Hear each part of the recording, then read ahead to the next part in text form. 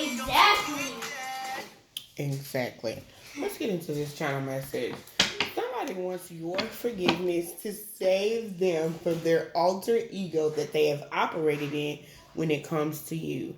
And this is because they choose to operate in their ego. And the reason why I call it their alter ego is because this person's been wearing a mask. They've been out here portraying a false version of themselves to survive in life. So when it came to you, first you seen the real them. Then this person started wearing a mask, meaning they started hardening their heart because of who they were surrounded by. This person knows that they have continuously messed over you, and not only, come on now, no, not only you, but this connection, right? Not only you, but the connection that the two of you share, and so to, excuse me, so to literally like soothe their own ego, to calm down their own pride so that they don't feel so bad for how they treated you. It's like what the song say, we ain't good, but are we still good? Are we okay? It's like they want to shape shift some things almost. Oh, this is my universe card, but it's showing up sideways. I'm hearing this person is impaired. They have an impairment. The impairment means that they don't fully use their senses. I feel like this is a visual impairment.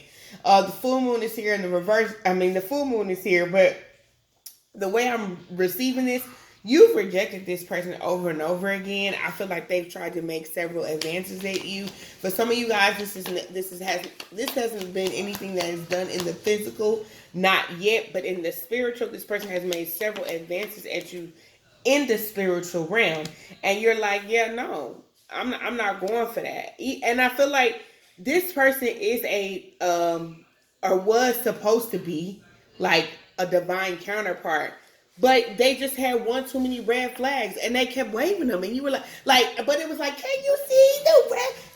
Like, I see your red flags. This is crazy. Like, it's almost like, look, 10 wands at the bottom of the deck. Like, it's almost like they were crazily waving these things. And the reason why I'm using the word crazy and not using the word goofy is to almost spare this person from the inner critic that they refuse to face, for the accountability that they refuse to take, for the fact that this person was indeed a goofy. And I'm just trying to save them. I'm trying to. Critical judgment is not their strongest suit in life. And that's all I'm gonna say. I ain't gonna talk too bad on this person. But when the Eight of Swords comes in, if you know, in the traditional tarot deck, the Eight of Swords is a woman with her hands behind her back and a whole bunch of swords, and she has a thing on there. Now, I don't believe that this woman's hands are behind her back, because she can't just be like, oh, let me take them off. I can see. They can see who you are. They can see what this connection was really for. But this person chose not to see it based off the fact that they couldn't make their own critical judgments when it came to their own personal life. It's almost like it's not me, it's not you, it's a them kind of situation. And it really truly is in a spiritual sense, because again, this person was wearing their mask to operate in attaining false wish fulfillments, entertaining other connections, doing other things that didn't nurture the connection that the two of you shared. Now I'm gonna tell you this, because this is a lesson for this person just as well it is for you.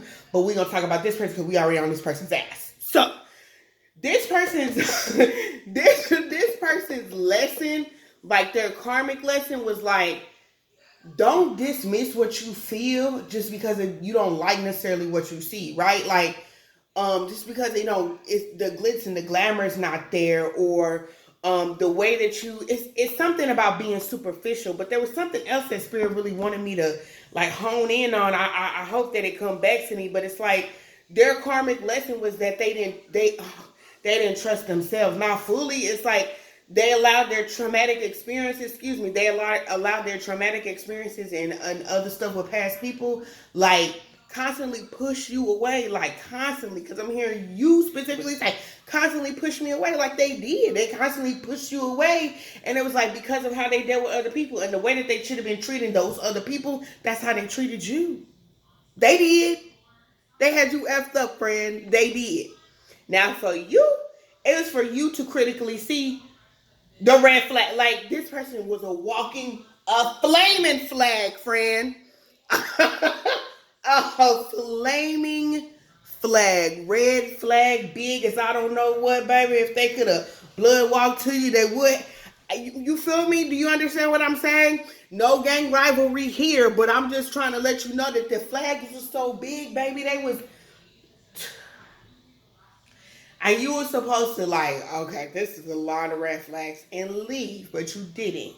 You know, I really feel like it's a lot of it's a testament to your loyalty though as an individual and as a person, but not really so good on 5 o'clock. What I'm saying is, but not so really good in terms of your connecting with your higher self and being able to love yourself fully and learning and choosing to walk away. You know what I'm saying? Like you know how when the going gets tough, people are like, "Oh, you just keep going." Like, friend, I know you're resilient, but you don't deserve to be treated like this.